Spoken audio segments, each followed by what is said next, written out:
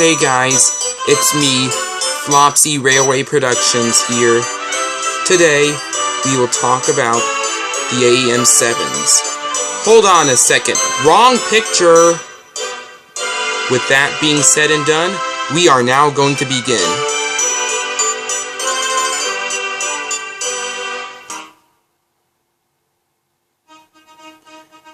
The PRR's GG1s that were given to Amtrak, along with the Bud Metroliners, were on the Northeastern Corridor. The GG1s, although very reliable, were reaching 30-plus years in service, and they were beginning to show their age. But the Bud Metroliners were deemed complete failures. So Amtrak decided to test an RC4 and a train from French, given the nickname Broken Nose. So they decided that the RC4 was their best choice. They decided to have a passenger locomotive based on it. And so, the AEM-7 came into the world. In 1980, I believe, the AEM-7s made their inaugural run. Even some were delivered in 1987.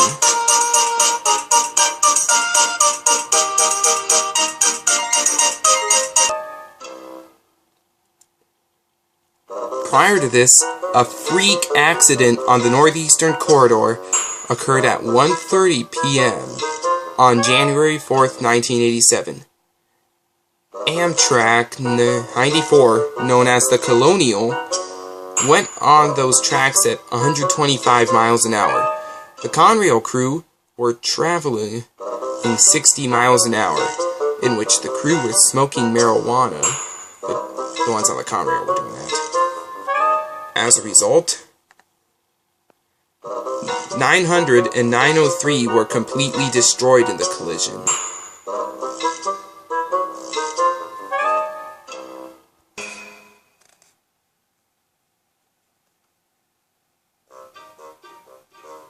Despite that freakish disaster, the AEM-7s pressed on in service, and then, soon, Amtrak partnered with Alstom to rebuild the AEM-7s so that they would get little maintenance. And Amtrak, by the way, had to compensate with HHP-8s. The AEM-7s continued to be in service up until 2016.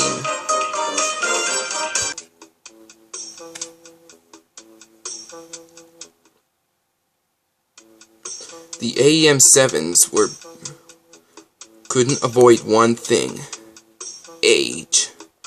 Despite their rather reliable toasters, they were reaching 37 or maybe even over 37 years in service, and soon problems arose, but like the GG1s, parts were really scarce.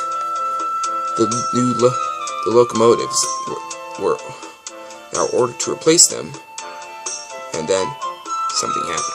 The ACS-64s were ordered to replace the AEM-7s, which were aging, as I said before, and the HHP-8s, which were deemed a failure. In June of 2016, Amtrak 944 and another Amtrak 942 and another Amtrak locomotive, 946, went on a farewell excursion. That day was the farewell excursion, where those two AEM-7s ran down the Northeastern Corridor back and forth. That farewell idea also included an excursion.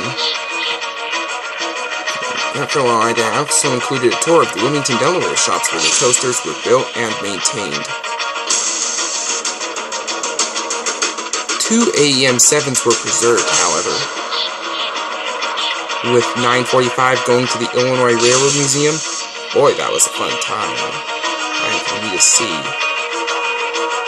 And 915 being in front of E60 numbered 603.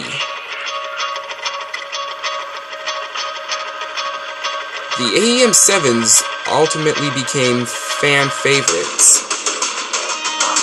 And while the images of our favorite toasters being cut up was heartbreaking, the AEM-7s still gave us a lot of fan favorite locomotives. The AEM-7s have a place in everyone's in the hearts of many rail fans, and they will always be in the history book of Amtrak, the National Railroad Passenger Corporation. Now I have an important announcement to make. I know I love to watch the Ant Bully, and I will be doing some parts that I like to do from the movie, but in letters, which will be a video that will be coming out soon. So, look out for it, and until next time, when we talk about the JG Bro Bullets, all aboard!